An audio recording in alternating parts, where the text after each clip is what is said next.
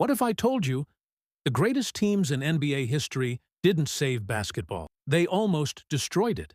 What if the very thing fans beg for every summer, the trades, the free agents, the superstars teaming up, is actually killing competition, legacy, and loyalty right in front of our eyes? Because NBA super teams don't just change championships, they change careers, they rewrite history, and sometimes they expose truths the league never wants you to see. From LeBron's Miami Heat to KD's Warriors to today's player-made dynasties, this isn't the story ESPN tells you. This is the story behind the curtains. Why super teams really form, who actually benefits, who quietly gets destroyed, and why the NBA may already be paying the price. Stay until the end. Because the final truth about super teams changes how you'll see basketball forever. Chapter 1. What a super team really is. The term super team gets thrown around casually, but historically, it means something very specific. Multiple all-NBA level players, in their prime, intentionally joining forces, not through development, but through design. Not drafted together, not grown together, assembled. And that distinction matters, because there's a huge difference between the 90s Bulls, the Spurs dynasty, the Warriors before KD, and teams that are manufactured overnight. Super teams promise dominance. They promise rings. They promise glory. But history shows something darker always follows. And it didn't start in Miami. It started decades earlier. Chapter 2. The first warning signs, the 80s and 90s. In the 1980s, the NBA thrived on balance through rivalry. Magic versus Bird, Lakers versus Celtics, Jordan versus everyone. Stars didn't run from competition. They became it.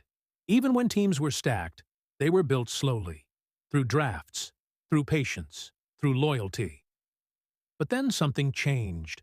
Players began realizing something dangerous. The league belongs to the players, not the teams. Free agency evolved. Player power grew. And the idea of controlling your destiny began to replace the idea of earning it. The NBA didn't panic. Fans didn't notice. But the foundation had cracked. And in 2010, everything collapsed. Chapter 3. The decision that changed everything. July 8, 2010. LeBron James sits on national television, millions watching, and with one sentence, "I'm taking my talents to South Beach." The NBA changed forever. Not because LeBron left Cleveland, but because how he left set a precedent. 3 superstars, prime years, planned coordination. Not a trade, not a rebuild. A takeover. The Miami Heat super team promised dominance, but what followed exposed the first dark truth. Super teams don't remove pressure, they multiply it. LeBron wasn't just playing opponents anymore. He was playing expectations, media, narratives, legacy debates. Every loss felt like failure. Every win felt expected. And the league took notes. Chapter 4. The myth of easy rings. Fans believe super teams guarantee championships. History says otherwise. Miami won 2 rings in 4 years, lost twice, collapsed dramatically in 2014. Why? Because super teams come with ego clashes, role confusion, defensive compromises, unstable chemistry. When stars sacrifice touches, someone always resents it. And if you think that tension stays on the court, you're wrong. Behind closed doors, super teams are pressure cookers. And nowhere was that more obvious than the most controversial super team ever built. Chapter 5. Kevin Durant and the point of no return. The Warriors lose a 3-1 finals lead. Pain, humiliation, doubt. Then Kevin Durant joins them, an MVP in his prime. Joining a 73-9 team.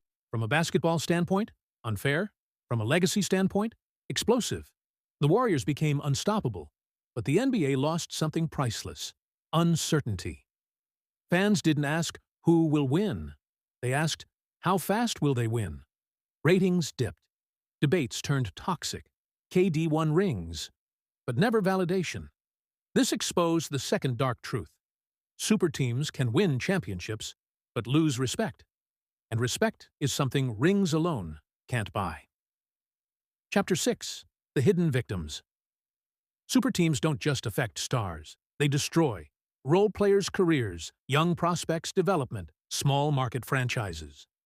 When stars team up, everyone else becomes disposable. Young players stop growing. Coaches become scapegoats. Franchises lose identity. And worst of all, fans stop believing. Because what's the point of loyalty when stars can reset the league every summer? Chapter 7. Player Power. Freedom or Chaos. Super teams are fueled by one thing: player empowerment. And make no mistake, empowerment matters. But unchecked power creates chaos. Contracts lose meaning. Long-term plans collapse. Championships feel transactional. The NBA becomes less about competition and more about negotiation. And fans feel it. Which brings us to the biggest irony of all. Chapter 8. Super teams are failing. Look at recent years. Brooklyn Nets, Kyrie, Harden, KD, collapsed. Clippers, Kawhi and PG, injuries, disappointment. Suns, Booker, KD, Beal, uncertainty.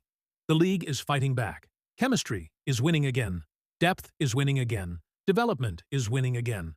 The NBA is quietly rejecting super teams because basketball was never meant to be shortcut. Chapter 9. The Final Truth. Here's the truth. Nobody says out loud. Super teams don't make basketball better.